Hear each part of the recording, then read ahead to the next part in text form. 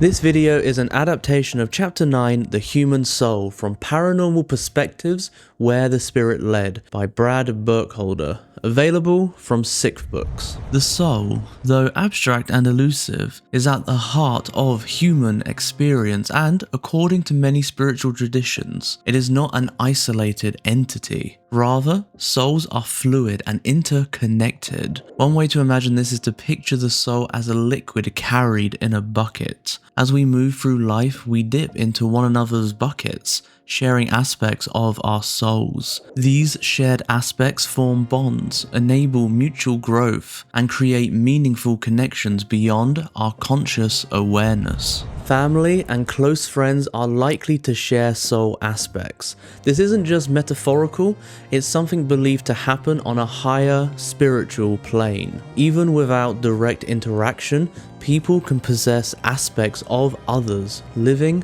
or deceased. A person might carry a fragment of Shakespeare's soul, and with it, a link to his past incarnations, Dante, Homer, Luke, and others, adding subtle depth to their own character. The author recounts a personal realization during a Reiki session. They had inherited aspects of the poet Theodore Retke. According to a spiritual guide named Ramoff, Retke himself had received aspects of Yeats, who had passed in 1939. When Retke died, those aspects returned and ultimately found their way to the author, believed to be the full reincarnation of both Yeats and Keats. Sharing aspects also means sharing wisdom, as each soul collects knowledge through karma, lessons learned through experience. These lessons can be passed along through shared aspects. Karma, often misunderstood as a system of rewards and punishments, is better seen as a teaching tool. Lessons learned vicariously through soul connections can spare others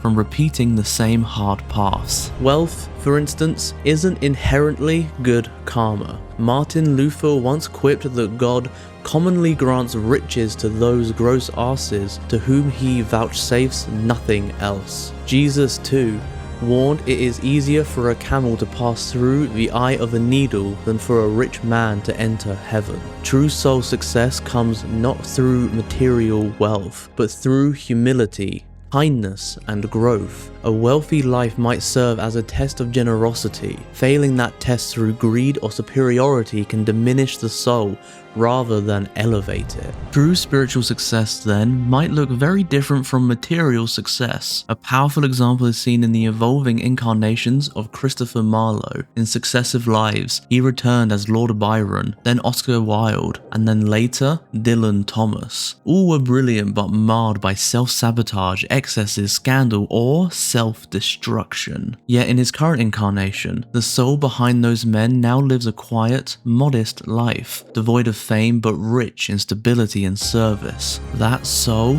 through hard-earned growth, has broken its karmic pattern and advanced. One of the more unusual phenomena described is the walk-in. This occurs when one soul leaves a body and another steps in, typically during a moment of great illness, trauma, or emotional upheaval. Walk-ins are rare, but serve specific spiritual purposes. In one example, the author describes a friend who underwent a dramatic change after a severe illness. According to Ramoff, the original soul left and the soul of his great uncle, who had work left to do on Earth, took his place. Interestingly, the friend's wife was said to be the reincarnation of that uncle's sweetheart from a past life, hinting at a soul reunion centuries in the making.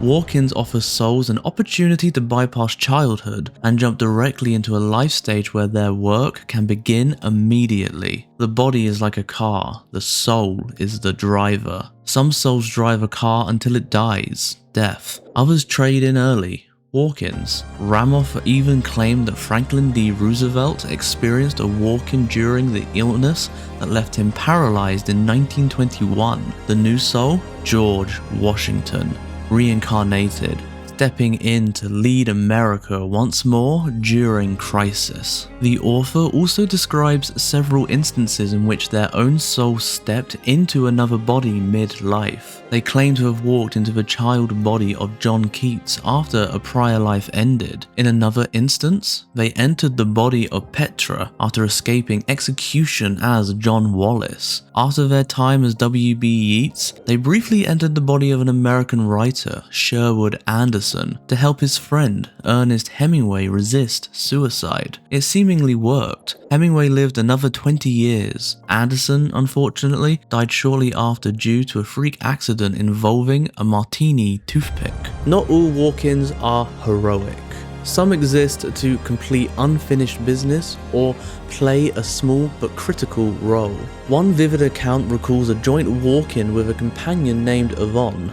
In a past life regression, Yvonne saw the two of them arriving in a sleigh at a palace in winter, preparing to meet Peter the Great. They were executed shortly after standing their ground against him. But the author believes they walked in just before that moment to help those souls face death with courage. Curiously, the phrase used to defy Peter, a coward and a worm, had echoed in the author's mind for years before the memory surfaced. After the regression, the phrase vanished.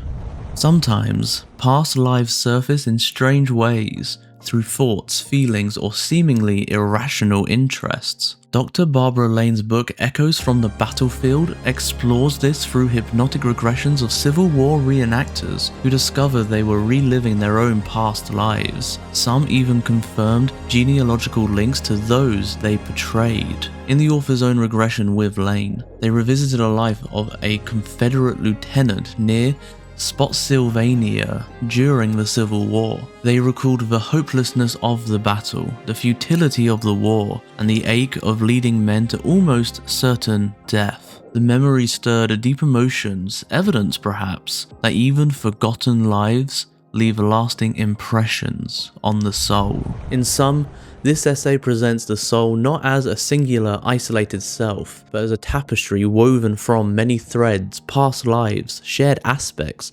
karmic lessons, and sometimes even temporary exchanges. Life in this view becomes a communal, evolutionary journey. Each relationship, each hardship, and each moment of growth is part of a larger soul-level collaboration in which we are all students, teachers, and traveling companions.